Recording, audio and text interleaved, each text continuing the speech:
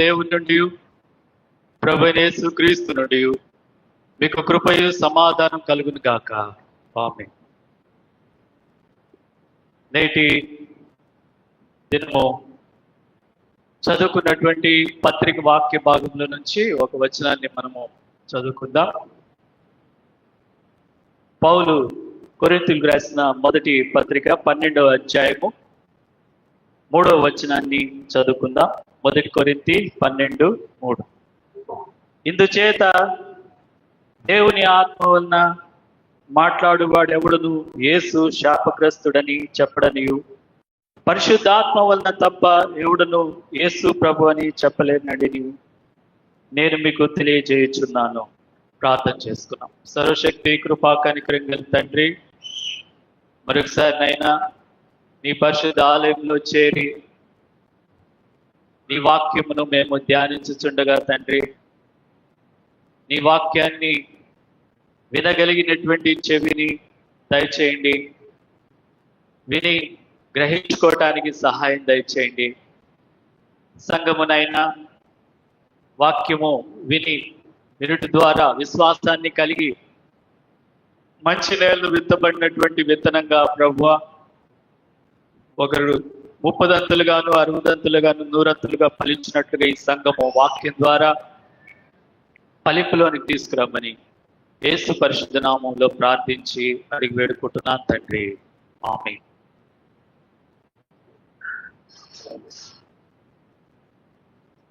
ప్రభువుకు ప్రేమైనటువంటి దేవుని బిడ్డలారా, మీకు అందరికీ కూడా యేసుక్రీస్తు పరిశుద్ధ నామంలో శుభం తెలియజేసుకుంటున్నాను.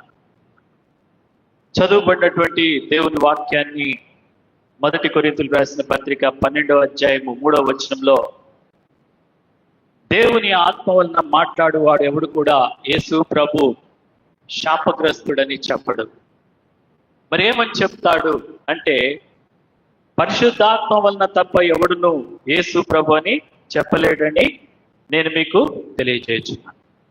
అనగా పరిశుద్ధాత్మ ద్వారానే మనము యేసు ప్రభు అని చెప్పగలుగుతున్నాము. పరిశుద్ధాత్మ దేవుని సహాయం వల్లనే మనము యేసు ప్రభుని తెలుసుకుంటున్నాము.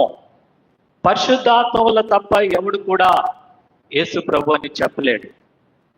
కాబట్టి ఈరోజు మనము ధ్యానించేటువంటి వాక్యాంశం ఏంటంటే, పరిశుద్ధాత్మ వలన తప్ప యేసు ప్రభు అని చెప్పలేము. పరిశుద్ధాత్మ దేవుడు నీకు తోడై ఉంటేనే నువ్వు యేసు ప్రభు దగ్గరికి రాలేవు, యేసు ప్రభుని తెలుసుకోలేవు అనేది ఈరోజు యొక్క వాక్యము యొక్క ముఖ్యాంశము. కనుక పరిశుద్ధాత్మ దేవుడు మాత్రమే యేసు ప్రభుని గురించి ఇక్కడ ఈరోజు వాక్యంలో సాక్ష్యం ఇస్తుంటున్నాడు. మరి ఏమని సాక్ష్యం ఇస్తుంటున్నాడు? ఏ విధంగా మనము యేసు ప్రభుని తెలుసుకోగలము పరిశుద్ధాత్మ సహాయం వల్ల అనేది మనం చూస్తే 1 కొరింథీయులకు రాసిన పత్రికలో 12వ అధ్యాయము 4వ వచనంలో చూస్తే, కృపావరములు నానా విధములుగా ఉన్నవి కానీ ఆత్మ ఒక్కడే. కాబట్టి యేసు ప్రభుని మనము ఏ విధంగా అర్థం చేసుకోగలుగుతున్నామో, యేసు ప్రభుని ఏ విధంగా మనము తెలుసుకోగలుగుతున్నామో, ఆయన దేవుని కుమారుడని మనం ఏ విధంగా విశ్వసిస్తున్నామంటే, ఈరోజు పౌలు ఏమంటున్నాడంటే, కృపావరముల ద్వారానే మనము యేసు ప్రభుని గురించి తెలుసుకుంటున్నాము. మరి ఇక్కడ మనం చదువుకున్నాం, కృపావరాలు అనేక విధాలుగా ఉన్నాయి అని చెప్పి. వాటిలో నేను కొన్ని కృపావరాల ద్వారా మనం ఏ విధంగా ప్రభుని అర్థం చేసుకుంటామంటే, మొట్టమొదటిగా ఆత్మను అనుసరించి జ్ఞానవాక్యము. ఆత్మను అనుసరించి జ్ఞానవాక్యము ద్వారా, అనగా వాక్యం ద్వారా మనము తెలుసుకుంటున్నాము.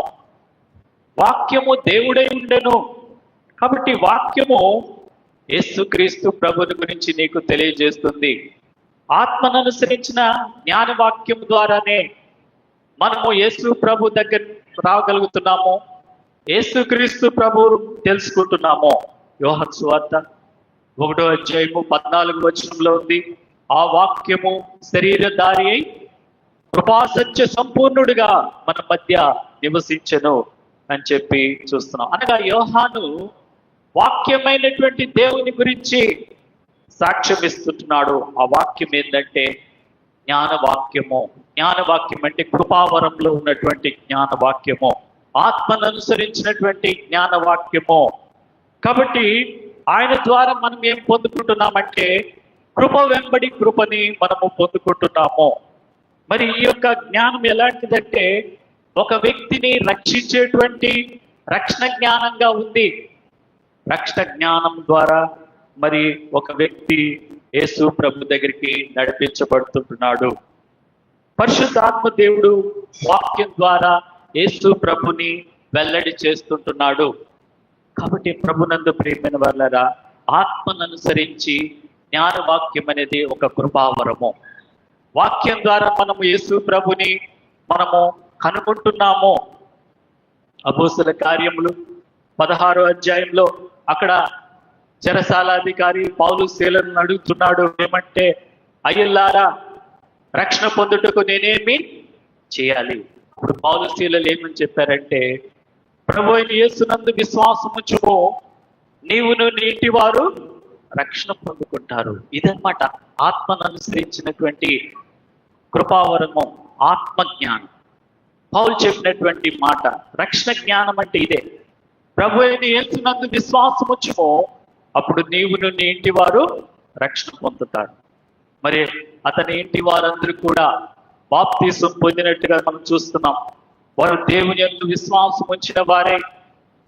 వారి ఇంటిలో వారందరితో కూడా ఆ యొక్క రక్షణ జ్ఞానాన్ని బట్టి, పౌలు శీలలు అందించినటువంటి రక్షణ జ్ఞానాన్ని బట్టి వారు ఆనందించినట్టుగా మనం చూస్తున్నాము. ప్రేమైనటువంటి వాళ్ళరా, మరి ఆత్మను అనుసరించిన జ్ఞానవాక్యములో ఏముందంటే సువార్త దాగి ఉంది. ఏముంది? సువార్త ఉంది. మరి సువార్త ఎలాంటిదంటే పౌలు అంటున్నాడు, ఈ సువార్తను గురించి పౌలు ఏం చెప్తున్నాడంటే, ఈ సువార్త ప్రకటనను వెరితనం చేత నమ్ము వారిని రక్షించుట దేవుని యొక్క దయాపూర్వక సంకల్పమై ఉన్నది. సువార్త ద్వారా ఒక వ్యక్తి రక్షణ పొంది క్రీస్తు దగ్గరికి వస్తాడు. ఇదే ఆత్మజ్ఞానం అంటే. మరి అయితే పౌలు అంటున్నాడు, మేము సిలువ వేయబడిన క్రీస్తుని ప్రకటించుచున్నాము. వాక్చాతుర్యం లేకుండా సువార్త ప్రకటించుటకై ఆయన నన్ను పంపెను అని చెప్పి సువార్తను గురించి పౌలు చక్కగా సాక్ష్యం ఇస్తున్నాడు. అనగా దేవుని బిడ్డలారా, కృపావరంలో ఉన్నటువంటి ఆత్మను అనుసరించిన జ్ఞానం ఎక్కడ దొరుకుతుందంటే సువార్తలో మనం చూస్తాము. ఆ సువార్తను గురించి పౌలు ఇస్తున్నటువంటి సాక్ష్యాన్ని మనం ఇప్పుడు చెప్పుకున్నాము. 1 కొరింథీయులకు రాసిన పత్రిక 1వ అధ్యాయము 18వ వచనంలో ఉంది. అక్కడేముందంటే సిలువను గురించిన వార్త నశించుచున్న వారికి వెర్రితనము, కానీ రక్షించబడుచున్న మనకు దేవుని శక్తి. సువార్తలో మనము దేవుని శక్తిని చూస్తున్నాము. రక్షించబడుచున్న మనకు దేవుని శక్తి. సువార్తలో దేవుని శక్తిని మనం పొందుకుంటున్నాము. సువార్తలో యేసు ప్రభుని మనం చూస్తున్నాము. సువార్తలో యేసు ప్రభు దేవుని కుమారుడని చెప్పుచున్నది. అందులో దేవుని శక్తిని మనము పొందుకుంటున్నాం. ఈ శక్తి నిన్ను ఆదరిస్తుంది, బలపరుస్తుంది. మరి కాబట్టి ప్రభునందు ప్రియమైనటువంటి వాళ్ళరా, ఆత్మను అనుసరించిన జ్ఞానం అంటే ఇది. రెండవదిగా చూసినట్లయితే కృపావరంలో అనేక విధాలుగా ఉంది, కానీ ఆత్మ ఒక్కడే అని చెప్పి ఇక్కడ చూస్తున్నాం. మరి మన కృపావరం చూసినట్లయితే ఒకసారి చూద్దాం. 1 కొరింథీయులకు రాసిన పత్రిక 12వ అధ్యాయము 8 నుంచి మరి 10వ వచనం వరకు ఇక్కడ కృపావరాలు చాలా ఉన్నాయి. అనగా ఆత్మ ద్వారా, పరిశుద్ధాత్మ ద్వారానే ఒక వ్యక్తి యేసుక్రీస్తు ప్రభు దగ్గరికి నడిపించబడుతుంటున్నాడు. యేసు ప్రభు దగ్గరికి వచ్చుటకు కృపావరములు మనకు ఎంతో సహాయం చేస్తున్నాయి. రెండవదిగా చూసినట్లయితే ఆత్మ వలననే విశ్వాసం. ఆత్మ వలన విశ్వాసం చాలా ప్రాముఖ్యమైనది. నీకు విశ్వాసము కొదువుగా ఉన్నట్లయితే, విశ్వాసం తక్కువగా ఉన్నట్లయితే ఆత్మ నీకు విశ్వాసాన్ని ఇస్తుంది. పరిశుద్ధాత్మ దేవుడు నిన్ను విశ్వాసంలోనికి నడిపిస్తాడు. విశ్వాసం ద్వారానే మనము యేసు ప్రభుని చేర్చుకుంటాం. విశ్వాసం లేకపోతే నువ్వు యేసు ప్రభుని తెలుసుకోలేవు. విశ్వాసం లేకపోతే యేసు ప్రభు దగ్గరికి రాలేవు. అందుకే యేసు ప్రభు చాలాసార్లు అంటున్నాడు, నేను దీన్ని చేయగలనని నువ్వు నమ్ముచున్నావా? నేను దీన్ని చేస్తానని నువ్వు విశ్వసిస్తున్నావా? ఇంకొక మాట అంటాడు, మీలో ఆవుగిన్నంత విశ్వాసం ఉంటే చాలు అంటున్నాడు యేసయ్య. కాబట్టి విశ్వాసం అనేది మనకి ఎక్కడి నుంచి వస్తుందంటే అది పరిశుద్ధాత్మ వరము. విశ్వాసం అంత బలమైంది. మరి పేతురు అపోస్తుల కార్యం 2వ అధ్యాయంలో పెంతెకొస్తు దినమున దేవుని వాక్యాన్ని బోధించినప్పుడు ఆ దినమున 3000 మంది ఇంచుమించు చేర్చబడ్డారు. వారు పేతురు ప్రసంగించినప్పుడు వీరిని విశ్వాసం వచ్చారు. ఆత్మ ద్వారా విశ్వాసాన్ని పొందుకున్నారు. వారు ఏమన్నారంటే, పేతురు చెప్పిన మాటలు విని హృదయంలో నొచ్చుకొని, అయ్యా మేమేం చేయాలి, ఇప్పుడు మమ్మల్ని ఏం చేయమంటావు అని చెప్పి వారు పరిశుద్ధాత్మ దేవుని ద్వారా గద్దించబడి విశ్వాసాన్ని పొందుకున్నారు. అప్పుడు పేతురు ఏమంటున్నాడంటే, అపోస్తల కార్యములు 3వ అధ్యాయం 38వ వచనంలో, మీరు మారు మనసు పొంది పాప క్షమాపణ నిమిత్తము ప్రతివాడు యేసుక్రీస్తు నామమున బాప్తిసం పొందుడి. అపోస్తల కార్యం 3:18లో ఉంది. చాలా మంచి మాట చెప్తాడు. యేసుక్రీస్తు నామమున బాప్తిసం పొందుడి, అప్పుడు మీరు పరిశుద్ధాత్మ అనే వరమును పొందుకుంటారు. మరి ఆ దినమందు ఇంచుమించు 3000 మంది విశ్వాసం ద్వారా రక్షణ పొందినట్టుగా మనం చూస్తుంటున్నాము. వీరు అపోస్తల బోధ యందును, సహవాసమందును, రొట్టె విరుచుట యందును, ప్రార్థన యందు ఎడతెగక ఉండిరి. ఇది ఎలా జరిగిందంటే పరిశుద్ధాత్మ వలన విశ్వాసం ద్వారా జరిగింది. 3000 మంది పేతురు యొక్క ప్రసంగాన్ని విని వారు విశ్వాసాన్ని పొంది యేసు ప్రభుని రక్షకునిగా అంగీకరించి మొట్టమొదటి ఆదిమ అపోస్తుల సంఘంగా వర్ధిల్లారు, ఏర్పాటు చేయబడ్డారు. పరిశుద్ధాత్మ వలన విశ్వాసం కలుగుతుంది. అది ఒక వరం. విశ్వాసం అనేది పరిశుద్ధాత్మ దేవుడు ఇచ్చేటువంటి వరము. ఈరోజు నీ జీవితంలో విశ్వాసంలో సన్నగిల్లి ఉంటే, విశ్వాసం లేని పరిస్థితిలో ఉంటే, విశ్వాసం ఇచ్చి నడిపించే దేవుడు ఎవరంటే పరిశుద్ధాత్మ దేవుడే. పరిశుద్ధాత్మ దేవుడే విశ్వాసంలో నిన్ను బలపరచగలడు. కాబట్టి పేతురు చెప్పినప్పుడు వారు విశ్వసించారు. ఆత్మ మూలంగా విశ్వాసం అంటే ఇదే అని మనము గమనిస్తున్నాము. మరి విశ్వసించక ముందు సౌలుగా ఉన్నాడు, అవిశ్వాసిగా ఉన్నాడు. సౌలు ఏమంటున్నాడంటే, పూర్వం నేను హింసకుడును దూషకుడును. ఎప్పుడది? విశ్వసించక ముందు. అవిశ్వాసిగా ఉన్నప్పుడు సౌలుగా ఉన్నాడు. విశ్వసించిన తర్వాత, అనగా ఆత్మ వలన విశ్వాసం పొందిన తర్వాత సౌలు పౌలుగా మార్చబడుతుంటున్నాడు. మార్చబడిన తర్వాత ఏమంటున్నాడంటే, అపోస్తుల కార్యములు 9వ అధ్యాయము 13వ వచనంలో అననీయ అంటున్నాడు, ప్రభువా, ఈ మనుష్యుడు యెరూషలేములో నీ పరిశుద్ధులకు ఎంతో కీడు చేసి ఉన్నాడు. అతని గూర్చి అనేకుల వలన వీటిని ఇక్కడ కూడా మరి నాశనం చేయడానికి వచ్చాడని చెప్పినప్పుడు, మరి విశ్వాసం ద్వారా బలపరచబడినటువంటి పౌలు ఏమంటున్నాడంటే, పౌలు గురించి దేవుడు ఏమంటున్నాడంటే, ఇతడు నా నామం గురించి ఎన్ని శ్రమలు అనుభవింపవలనో నేను ఇతనికి చూపెదనని అతనితో చెప్పాను. పౌలు విశ్వాసం ద్వారా దేవుని చేత ఏర్పరచుకున్నటువంటి ఒక సాధనంగా అంటున్నాడు. విశ్వాసాన్ని గురించి పౌలు ఏమంటున్నాడు అంటే, మీరు విశ్వాసం ద్వారా కృపచేతనే రక్షించబడి ఉన్నారు. ఇది మీ వలన కలిగింది కాదు, దేవుని వరము. ఏ విధంగా చెప్పగలిగినాడు ఇంత గొప్ప మాట అంటే, సౌలు అవిశ్వాసిగా ఉన్నాడు. ఆ తర్వాత ఆత్మ ద్వారా విశ్వాసాన్ని పొందుకుని పౌలైనాడు. పౌలుగా మార్చబడిన తర్వాత దేవుని చేతిలో పడ్డాడు.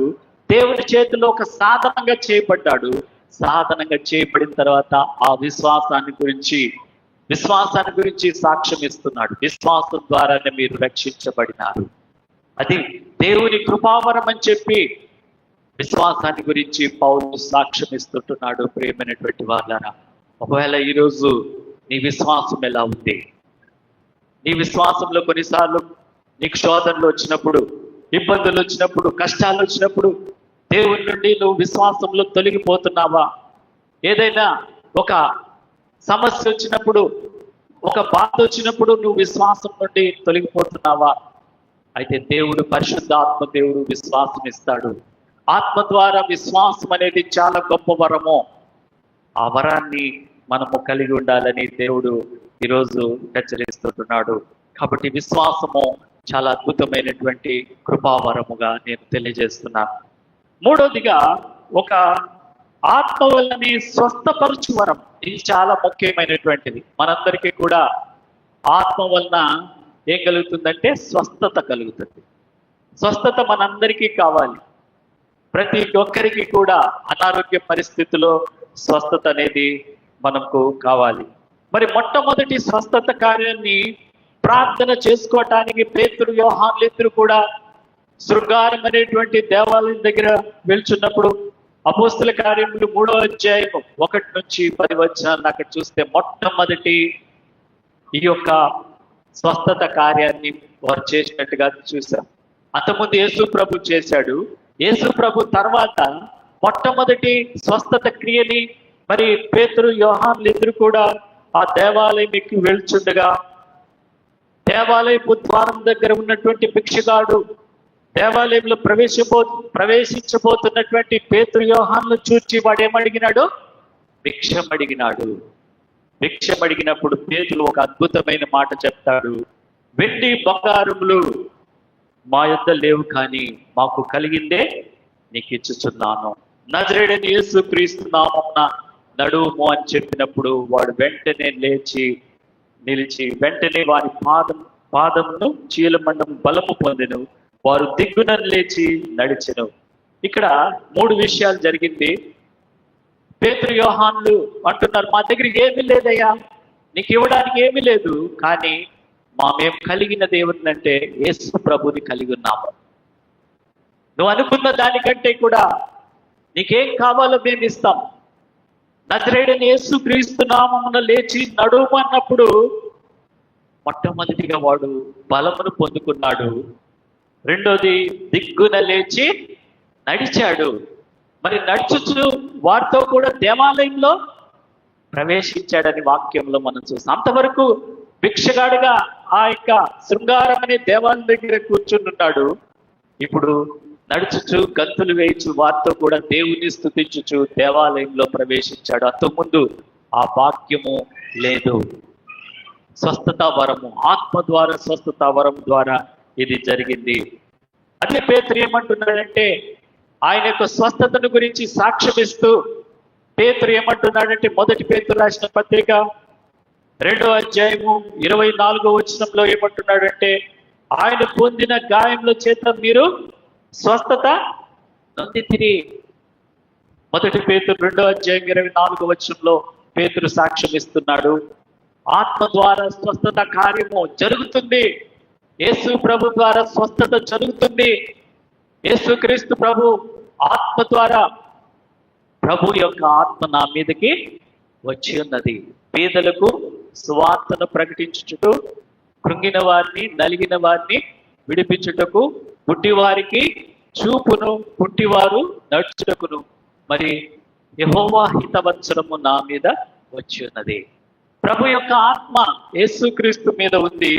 ఆయన స్వస్థపరచగలిగినటువంటి దేవుడుగా ఉంటున్నాడు. ప్రియమైనటువంటి దేవుని బిడ్డలారా, ఈరోజు నీకు స్వస్థత కావాలి. స్వస్థత వరమును నువ్వు స్వస్థత కావాలి. ప్రతి ఒక్కరికి ఆరోగ్యం కావాలి. అనారోగ్య పరిస్థితుల్లో ఉన్నటువంటి నీకు స్వస్థత ఎక్కడి నుంచి వస్తుందంటే ఆత్మ వలనని స్వస్థత కలుగుతుంది. ఆ వరము ఎవరు కలిగి ఉన్నారంటే యేసుక్రీస్తు ప్రభు దగ్గర కావాల్సినటువంటి స్వస్థత ఉంది. యేసుక్రీస్తు మరి 3 విధాలుగా మనకు స్వస్థత కలుగుతుంది. ఆత్మ ద్వారా స్వస్థత ఎలా జరుగుతుందంటే, మొట్టమొదటిగా ఇక్కడ పేతురు, యోహాను యేసు నామంలో నడువుము అన్నప్పుడు వాడు దిగ్గున లేచి నడిచాడు. కాబట్టి మొట్టమొదటి స్వస్థత నీకు యేసు నామంలో జరుగుతుంది. రెండో స్వస్థత ప్రార్థన ద్వారా జరుగుతుంది. మూడో స్వస్థత విశ్వాసం ద్వారా జరుగుతుంది. ప్రియమైనటువంటి వారు, విశ్వాసం ద్వారా ఎలా అంటే శతాధిపతి మీకు అందరికీ తెలుసు. శతాధిపతి ఏమంటాడంటే తన దాసుడు రోగి అయి, తన ప్రియ దాసుడు రోగి చచ్చిపోయే స్థితిలో ఉన్నప్పుడు అతడు విశ్వాసం ఉంచాడు. ఏమన్నాడంటే విశ్వాసం ద్వారా ఒక మాట అంటాడు, ప్రభువా శ్రమ పుచ్చుకొని వద్దు, నీవు నా ఇంటిలోకి వచ్చుటకు పాత్రుడని నేను ఎంచుకోలేదు. నీవు మాట మాత్రము, నువ్వు ఎక్కడున్నావో అక్కడి నుంచే నీవు మాట మాత్రము సెలవిమ్ము, నా దాసుడికి ఏం కలుగుతుంది? స్వస్థత కలుగుతుందని ఒక గొప్ప విశ్వాసాన్ని చూపించినట్లుగా మనం చూస్తాం. లూకాసు వార్త 7వ అధ్యాయం 9లో యేసు ప్రభువే ఆశ్చర్యపోయినాడు. ఇశ్రాయేలీయుల్లో ఇంత గొప్ప విశ్వాసం ఉన్నట్టు నేను ఎక్కడ కూడా చూడలేదు. శతాధిపతి విశ్వాసాన్ని గురించి యేసు ప్రభు ఇచ్చిన సాక్ష్యం ఏంటంటే ఇంత గొప్ప విశ్వాసము ఎక్కడ కూడా నేను చూడలేదు. ఏం గొప్ప విశ్వాసము? నువ్వు మాట మాత్రము సెలవిమ్ము ప్రభువా, నా దాసుడికి స్వస్థత కలుగుతుంది అనేటువంటి విశ్వాసం. కాబట్టి విశ్వాసం ద్వారా నీకు స్వస్థత కలుగుతుంది. విశ్వాసం ద్వారా రక్తస్రావం కలిగినటువంటి స్త్రీ వెళ్ళి యేసుక్రీస్తు యొక్క ప్రభు యొక్క ఆయన వస్త్రపు చెంగును ముట్టినప్పుడు ఏమని కలిగింది? స్వస్థత. కాబట్టి యేసు నామంలో స్వస్థత, ప్రార్థన ద్వారా స్వస్థత, మూడోది విశ్వాసం ద్వారా నీకు స్వస్థత కలుగుతుంది. మరి 10 మంది కుష్ఠరోగులు కూడా యేసు ప్రభు దగ్గరికి వచ్చినప్పుడు, యేసు ప్రభుని వారు వేడుకున్నప్పుడు, ప్రభువా మాకు స్వస్థత దయచేయమన్నప్పుడు 10 మంది కుష్ఠరోగులు కూడా ఏం కలిగింది? స్వస్థత కలిగినట్టుగా మనం చూస్తున్నాము. ఎంతమంది వచ్చినా సరే, ఎంతమంది యేసు ప్రభుని విశ్వాసంతో ఆశ్రయించినప్పుడు ఆయన ద్వారా నీకు స్వస్థత కలుగుతున్నది. ఈరోజు నీ జీవితంలో ఏ వ్యాధి ఉందో, ఏ అనారోగ్య పరిస్థితి ఉందో, యేసు ప్రభు మీద విశ్వాసం ఉంచినప్పుడు 10 మంది కుష్ఠరోగుల్ని స్వస్థపరిచిన దేవుడు ఈరోజు నిన్ను కూడా స్వస్థపరిచేటువంటి దేవుడుగా ఉంటున్నాడు. నీ జీవితంలో ఉన్న అనారోగ్య పరిస్థితి విషయంలో, నీ జీవితంలో కలిగినటువంటి వ్యాధి విషయంలో యేసు ప్రభు నిన్ను స్వస్థపరచుటకు ఆయన సిద్ధపడినటువంటి దేవుడుగా ఉంటున్నాడు. నిన్ను స్వస్థపరచగలిగినటువంటి దేవుడుగా ఉంటున్నాడు. యెషయా చెప్తున్నాడు, ఆయన పొందిన గాయముల ద్వారా మనకు స్వస్థత కలుగుతున్నది. కాబట్టి ఇది ఆత్మ వలన జరుగుతున్నటువంటి స్వస్థత కార్యము. ఎందుకు నేను ఈ మాట చెప్తున్నానంటే, ఇక్కడ మనం చదువుకున్నాము 1 కొరింథీయులకు రాసిన పత్రిక 12వ అధ్యాయము 4వ వచనంలో, కృపావరములు నానా విధములుగా ఉన్నవి కానీ ఆత్మ ఒక్కడే. కృపావరముల ద్వారా మనం యేసుక్రీస్తు ప్రభుని తెలుసుకుంటున్నాము. ఏమని తెలుసుకుంటున్నాము? 1 కొరింథీ 12:3లో పరిశుద్ధాత్మ వలన తప్ప ఎవడునో యేసు ప్రభు అని చెప్పలేనని నేను మీకు, పరిశుద్ధాత్మ సహాయం వల్లనే, పరిశుద్ధాత్మ ద్వారానే మనం యేసు ప్రభుని రక్షకునిగా తెలుసుకుంటున్నాము. మరి పరిశుద్ధాత్మ దేవుని ద్వారా ఎలా తెలుసుకుంటున్నామంటే యేసు ప్రభుని కృపావరముల ద్వారా. కృపావరములు మనకు సహాయం చేస్తుంది. కృపావరముల ద్వారా మనము యేసు ప్రభుని మనం ఇంకా ఎక్కువగా తెలుసుకుంటున్నాము ప్రేమైనటువంటి వాళ్ళరా. అందుకే నేను ఈ యొక్క మరి కృపావరంలో స్వస్థతను గురించి నేను మీకు తెలియజేస్తున్నాను. మరి యేసు ప్రభు నిన్న నేడు ఏకరీతిగా ఉన్నటువంటి దేవుడుగా ఉన్నాడు. ఆయన నిన్ను ఈ రోజుకి కూడా అప్పుడు స్వస్థపరిచిన దేవుడు ఇప్పుడు కూడా స్వస్థపరచగలిగినటువంటి దేవుడుగా ఉంటున్నాడు. అయితే నీకు విశ్వాసము కావాలి. విశ్వాసము కూడా ఎక్కడి నుంచి వస్తుందంటే అది కూడా ఒక కృపావరమే అని చెప్పాను, పరిశుద్ధాత్మ దేవుని మూలంగా. మరి ఈరోజు ఆయన నిన్ను స్వస్థపరిచి నీకు స్వస్థతనిచ్చేటువంటి దేవుడుగా ఉంటున్నాడు. యేసుక్రీస్తు ప్రభు 3 రకాలైన స్వస్థతలు చేస్తాడు. ఎన్ని రకాలు? 3 రకాలైన స్వస్థత. మొట్టమొదటి స్వస్థత శారీరక స్వస్థత. నీ శరీరంలో ఏదైనా వ్యాధి ఉన్నట్లయితే దాన్ని స్వస్థపరిచేది యేసు ప్రభువే. యేసు నామంలో స్వస్థత కలుగుతుంది. రెండోది మానసిక స్వస్థత. దీన్ని ఎవరు బాగు చేయలేరు, ఏ డాక్టర్ వల్ల కాదు. మానసిక స్వస్థత, మానసిక సమస్యలు, మానసిక రుగ్మతులు, మానసిక వేదన, యేసు ప్రభు ఒక్కడే మానసిక స్వస్థతను ఇవ్వగలడు. మనసుకు కావలసిన నెమ్మదిని, మనసుకు కావలసిన సమాధానాన్ని ఆ మెంటల్ టెన్షన్ నుంచి విడిపించగలిగింది ఎవరంటే యేసుక్రీస్తు ప్రభు ఒక్కడే. అందుకే ఆయనకి ఏం పేరు? సమాధానకర్తయగు అధిపతి, ప్రిన్స్ ఆఫ్ పీస్. మానసిక స్వస్థత ప్రపంచంలో ఏ డాక్టర్ కూడా చేయలేడు. యేసుక్రీస్తు ప్రభు ఒక్కడే నీ మనసుకు కావలసిన నెమ్మదిని, సమాధానాన్ని ఇవ్వగలడు. కాబట్టి దేవుని ప్రియమైనటువంటి వాళ్ళ కీర్తనలు 119వ అధ్యాయంలో మరి ఒక మాట ఉంది, దాన్ని గుర్తు చేస్తాను. నీ ధర్మశాస్త్రమును ప్రేమించు వారికి ఎంతో నెమ్మది కలదు, వారు త్రొట్టిల్లుటకు కారణమేమీ లేదు. మానసిక స్వస్థత వాక్యం ఇస్తుంది. నువ్వు వాక్యాన్ని గాన బాగా ప్రతి దినము చదువుకుంటే నీ మనసుకు కావలసిన నెమ్మది దేవుని వాక్యం ద్వారా కలుగుతుంది. యేసు ప్రభు మానసిక వైద్యుడుగా నీకు ఉంటున్నాడు. మూడవదిగా చూస్తే యేసు ప్రభు ఇచ్చే స్వస్థత ఆత్మీయమైన స్వస్థత. ఎలాంటి స్వస్థత ఇది? ఆత్మీయమైన స్వస్థత అంటే పాపము నుండి విడిపిస్తాడు. పాపము నుండి విడిపించేటువంటి స్వస్థత ఆత్మీయమైనటువంటి స్వస్థత. ఇది కూడా ఎవరు చేయలేరు. శారీరక స్వస్థత కావాలంటే డాక్టర్లు చేయగలరు, కానీ తక్కిన రెండు స్వస్థతలు, మానసిక స్వస్థత, ఆత్మీయ స్వస్థత, యేసు ప్రభు ఒక్కడే చేయగలడు. ఆత్మీయ స్వస్థత అంటే పాపము నుండి విడుదల, ప్రతి పాప బంధకముల నుండి విడుదల. అందుకే యెషయా అంటున్నాడు, మన అతిక్రమ క్రియలను బట్టి ఆయన గాయపరచబడిను, మన దోషముల నిమిత్తము ఆయన నలుగొట్టబడిను. తన ప్రజలను వారి పాపముల నుండి ఆయనే రక్షించును, ఆయనకు యేసు అని పేరు పెట్టదు. మత్తయి సువార్త 1:18 ఆత్మీయ స్వస్థతని గురించి ఉంది. ఆత్మీయ స్వస్థత అంటే పాపము నుండి విడుదల, ప్రతి బంధకముల నుండి విడుదల, శాపము నుండి విడుదల, పాప బంధకముల నుండి యేసయ్య నిన్ను విడిపించడమే ఆత్మీయమైనటువంటి స్వస్థతగా ఉంది ప్రియమైనటువంటి వాళ్ళ. కాబట్టి మరి ఇదన్నమాట 3 విషయాలు నేను 3 రకాలైనటువంటి కృపావరాలని గురించి తెలియజేశాను. ఇప్పుడు 12వ అధ్యాయము 1 కొరింథీయులకు రాసిన పత్రిక 12వ అధ్యాయము 3వ వచనంలో, ఇందుచేత దేవుని ఆత్మ వలన మాట్లాడువాడు ఎవడును యేసు శాపగ్రస్తుడని చెప్పడనియు, పరిశుద్ధాత్మ వలన తప్ప ఎవడును యేసు ప్రభు అని చెప్పలేడనియు నేను మీకు తెలియజేయుచున్నాను. ఇక్కడ దేవుని వాక్యంలో పరిశుద్ధాత్మ వలన తప్ప ఎవడును యేసు ప్రభు అని చెప్పలేడని నేను మీకు తెలియజేయచ్చు. ఇది చాలా ముఖ్యమైనటువంటిది. పరిశుద్ధాత్మ సహాయం వల్ల ఏ ఒక్క వ్యక్తి కూడా యేసు ప్రభు దగ్గరికి రాలేడు. కాబట్టి దేవుని బిడ్డలారా, బాప్తిస్మిచ్చి యోహాను పరిశుద్ధాత్మ దేవుని ప్రేరేపణ వల్ల ఏమని చెప్పాడంటే, ఇదిగో లోక పాప భారము మోసుకొని పోవు దేవుని యొక్క గొర్రె పిల్ల అని చెప్పాడు. ఆయన దేవుని యొక్క గొర్రె పిల్లగా చెప్పాడు. సమరయ స్త్రీ ఏమని చెప్పిందంటే, నేను చేసినవన్నీ చెప్పిన ఈయన క్రీస్తు కాడా. యేసు ప్రభు ఆమెకు జీవజలమునిచ్చిన తర్వాత, ఆమె పాపము నుండి విడుదల పొందిన తర్వాత సాక్ష్యం ఇస్తుంది. సమరయ స్త్రీ, నేను ఏ తప్పులు చేశానో, ఏ పాపం చేశానో అవన్నీ కూడా ఆయన చెప్పేశాడు. మరి ఈయన క్రీస్తు కాడా అని చెప్పి సమరయ గ్రామంలోకి వెళ్ళి సాక్ష్యం ఇచ్చింది.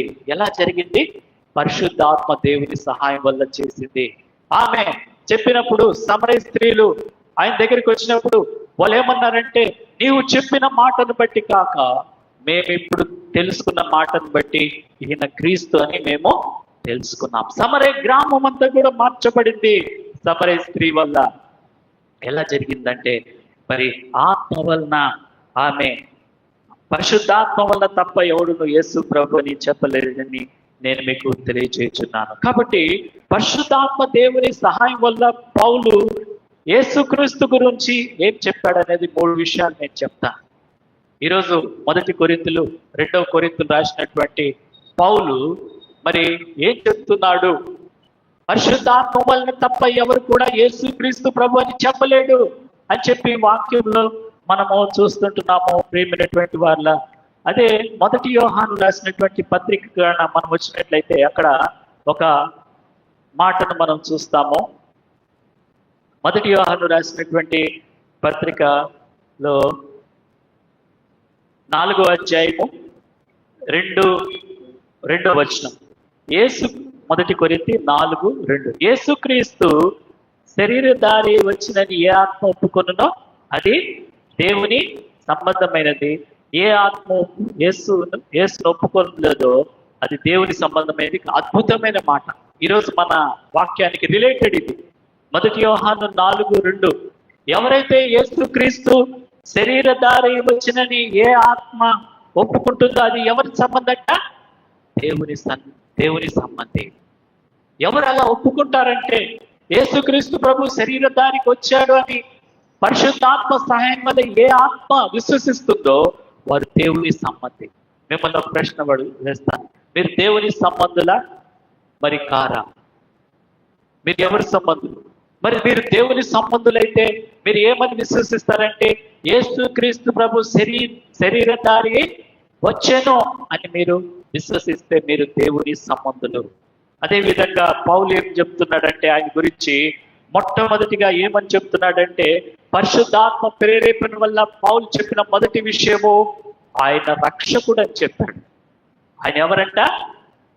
పౌలు చెప్పిన మాట రక్షకుడు. చూద్దాం. 1 తిమోతికి రాసిన పత్రిక 1వ అధ్యాయము 15వ వచనంలో ఉంది, పాపులను రక్షించుటకు క్రీస్తు యేసు ఈ లోకమునకు వచ్చినను వాక్యము నమ్మదగినదియు పూర్ణాంగీకారమునకు యోగ్యమైనది. గొప్ప సాక్ష్యం చెప్తున్నాడు.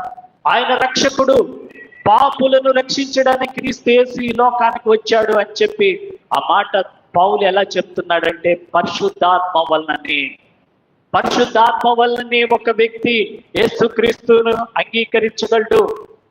యేసుక్రీస్తు శరీరధారి అయి వచ్చనని ఏ ఆత్మ ఒప్పుకుంటుందో అది ఎవరి సంబంధి? దేవుని సంబంధి. కాబట్టి పౌలు మొట్టమొదటిగా రక్షకుడు, పాపుల రక్షకుడు అని చెప్పి మొదటి సాక్ష్యం ఇస్తున్నాడు. రెండోది ఏం చెప్తున్నాడంటే, ఆయన మధ్యవర్తి అంటున్నాడు. యేసు ప్రభుని ఏంగా చెప్తున్నాడంటే మధ్యవర్తి అంటున్నాడు. ఎలా మధ్యవర్తి అంటే, దేవునికి నరునికి మధ్యవర్తి ఒక్కడే, ఆయన క్రీస్తు యేసును నరుడు. ఆయన ఏం చేసినాడంటే, ఆయన రక్తం వలన మనల్ని నీతిమంతులుగా చేశాడు. మధ్యవర్తిగా మనల్ని యేసు ప్రభు దేవునికి మనకు మధ్యవర్తిగా ఉండి ఆయన రక్తం ద్వారా మనల్ని నీతిమంతుడిగా మార్చాడు. ప్రేమైనటువంటి వాళ్ళరా, మధ్యవర్తిగా ఆయన మన పాపాన్ని పరిహరించి మనల్ని క్రీస్తు రక్తం ద్వారా, క్రీస్తు కార్చినటువంటి రక్తం ద్వారా మనము నీతిమంతులుగా చేయబడి ఉంటున్నాము. కాబట్టి రెండోది మధ్యవర్తి అని చెప్తున్నాడు. మూడోది ఏమని చెప్తున్నాడంటే, బలపరిచే దేవుడు. మూడోది ఏం చెప్తున్నాడు? బలపరిచేటువంటి దేవుడు. నీకు బలం ఎక్కడి నుంచి వస్తుంది? యేసుక్రీస్తు ప్రభువును. సొమ్మసిల్లిన వారికి బలమిచ్చువాడు ఆయనే. ఈరోజు మనం చెప్పుకున్నాను ఇంతకుముందే, పేతురు యోహాన్లు ఎప్పుడైతే యేసు నామంలో, నజరేయుడైన యేసుక్రీస్తు నామంలో నడువమన్నప్పుడు వెంటనే వారి పాదములు చీలమండములు ఏం పొందుకున్నాయంట? బలము పొందుకున్నాయి. ప్రార్థన ద్వారా నువ్వు బలం పొందుకుంటావు. ప్రార్థనలో నీ ప్రతి బలహీనత నుండి విడుదల కలుగుతుంది. ప్రార్థనలో మనము దేవుని శక్తిని పొందుకుంటాము. ప్రియమైనటువంటి వాళ్ళరా, మరి అతను బలమును పొందుకున్నట్టుగా చూస్తున్నా. ఆ బలాన్ని గురించి పౌలు ఇచ్చిన సాక్ష్యము, బలపరిచే దేవుడు. ఒక చక్కని మాట అంటాడు, నన్ను బలపరిచిన మన ప్రభు అయిన క్రీస్తు యేసునికే కృతజ్ఞతలు చెల్లించుచున్నాను. పౌలుతో అంటున్నాడు, తన బలహీనతల గురించి చెప్పుకున్నప్పుడు, ప్రభు తన బలహీనతల గురించి చెప్పుకున్నప్పుడు ఎలా పౌల్ని బలపరిచాడంటే, నా కృప నీకు చాలును, నా యొక్క పరిపూర్ణమైన శక్తి నీ బలహీనతల్లో తోడుగా ఉన్నది. దేవుని యొక్క కృప పౌల్ని బలపరిచింది. బలపరిచేటువంటి దేవుడు ఉంటున్నాడు. యెషయా 9:6 కూడా యెషయా చెప్తున్నాడు ప్రవచనంలో, బలవంతుడైన దేవుడు. యేసు ప్రభు ఎలాంటి దేవుడు అంట? బలవంతుడైనటువంటి దేవుడు. ఎలా బలవంతుడైన దేవుడు? నీటిని ద్రాక్షారసంగా మార్చినాడా లేదా? బలవంతుడైన దేవుడు. తుఫానుని, గాలిని గద్దించాడా లేదా? బలవంతుడైనటువంటి దేవుడు. ఈ విధంగా చెప్పుకుని పోతే యేసు ప్రభు మనం ఆరాధించి పూజించేటువంటి దేవుడు ఎలాంటి దేవుడు అంటే బలవంతుడైనటువంటి దేవుడు. మనము బలవంతుడైనటువంటి దేవుణ్ణి కలిగి ఉన్నాము.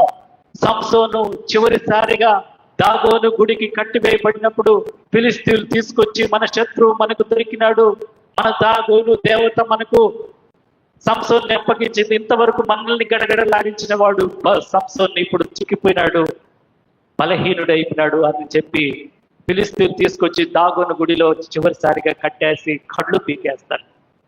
అప్పుడు సంసోను చివరిసారిగా ఎవరి వైపు చూస్తాడంటే దేవుని వైపు చూసి ఒక చిన్న ప్రార్థన చేస్తాడు.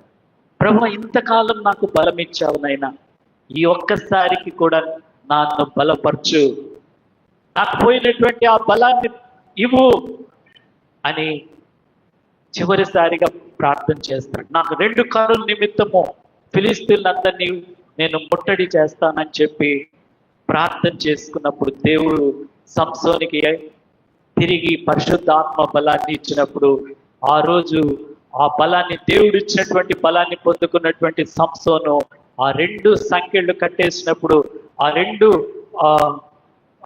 స్తంభాలు ఆ యొక్క గోడల మీద, ఆ దేవాలయం దాగోను దేవాలయం కట్టేసినటువంటి ఆ స్తంభాల మీద ఆధారపడి ఉంటే ఆ 2 స్తంభాలని బలంతో లాగేసినప్పుడు దాగోను గుడి కూలిపోతుంది, అనేక మంది చనిపోతారు.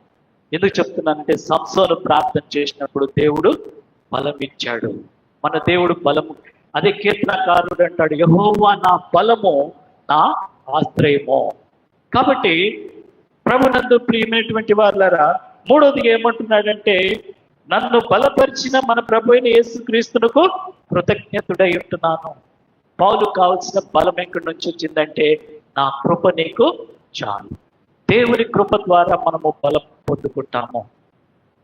కాబట్టి ప్రభునందు ప్రియమైనటువంటి వారులారా, మళ్ళా మనము 1 కొరింథీ 12:3 వస్తే, పరిశుద్ధాత్మ వలన తప్ప ఎవడును యేసు ప్రభు అని చెప్పలేడని నేను మీకు తెలియజేస్తున్నాను. పరిశుద్ధాత్మ దేవుడు ఎలా యేసు ప్రభుని మనం తెలుసుకుంటామంటే కృపావరముల ద్వారా.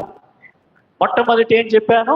ఆత్మ వలన జ్ఞానము, రెండోది ఆత్మ వలన విశ్వాసము, రెండోది ఆత్మ వలన స్వస్థపరచువరము, మూడోదిగా పౌలు యొక్క సాక్ష్యము. పౌలు ద్వారా మనము నేర్చుకున్నటువంటి సాక్ష్యము. పౌలు ఏం చెప్తున్నాడంటే మొట్టమొదటిగా రక్షకుడు అని చెప్తున్నాడు, రెండోదిగా చూసినట్లయితే మధ్యవర్తి అని చెప్తున్నాడు, మూడవదిగా బలపరిచేటువంటి దేవుడుగా ఉంటున్నాడు. కాబట్టి ఇన్ని విధాలుగా దేవుడు మనల్ని ఆదరించేటువంటి దేవుడుగా ఉంటున్నాడు. అట్లా పరిశుద్ధాత్మ దేవుడు ఎంతగా కృపావరముల ద్వారా పనిచేస్తున్నాడో, కృపావరములు అనేది దేవునికి ఎంత సాక్ష్యంగా ఉంటున్నాయో మనం చూస్తున్నాము. వాక్యము సాక్ష్యంగా ఉంటుంది, రెండోది విశ్వాసము సాక్ష్యంగా ఉంటుంది, మూడోది స్వస్థత కూడా సాక్ష్యంగా ఉంటుంది. ఈ 3 ద్వారానే మనము యేసుక్రీస్తు ప్రభుని ఎక్కువగా మహింపరుస్తున్నాం, తెలుసుకుంటున్నాం. ఇంకా కూడా ఆ రీతిగా తెలుసుకోవటానికి పరిశుద్ధాత్మ దేవుడు మరి మనం కూడా యేసు ప్రభు అని చెప్పడానికి సహాయం చేయడానికి నీకు కూడా ఆ పరిశుద్ధాత్మ దేవుడు సహాయం చేసి నడిపించుటకు పరిశుద్ధాత్మ దేవుడు సంఘమునకు మీకు అందరికి తోడుగా ఉండును గాక. ఆమేన్.